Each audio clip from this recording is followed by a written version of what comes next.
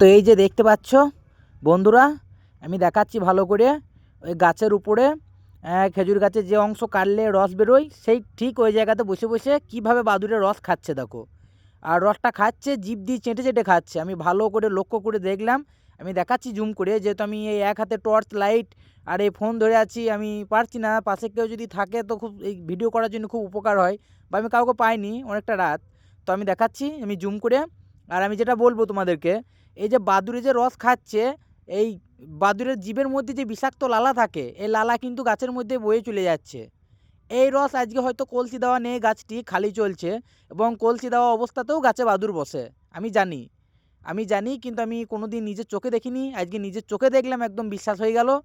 তো এই বন্ধুরা, যারা এই খেজুরের রস পাচ্ছ বা খাচ্ছ, তাদেরকে আমি সাবধান করছি, একটু দেখে শুনে পারো, এবং এই রাতের মধ্যে রস না পাড়াই উচিত বা না খাওয়াই উচিত। বাদুড় বা আরও অন্যান্য সাপ ব্যাঙ এটাও ইত্যাদি অনেক কিছুই এখন উঠবে, খাবে। তো বন্ধুরা, আমি যেটা বলছি, এই যে দেখো, রস সবাই খেতে ভালোবাসি আমরা।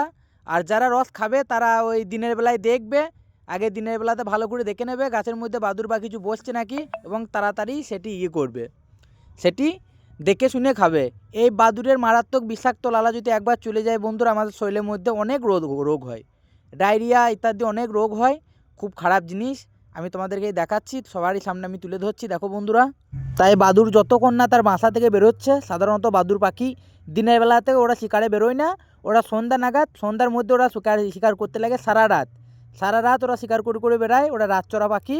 তো তোমরা ওই দিনের বেলাতে যখন দেখবে গাছ কাটছে বা গাছে রস হচ্ছে, ওই অবস্থায় যদি হয় তো খেয়ে করবে, পেরে খাবে, অসুবিধা হবে না। বিশেষ করে রাতে পেরে খাবে না। রাতের বেলায় এই বাদুড় যে এতটা খারাপ জিনিস কি বলবো বন্ধুরা।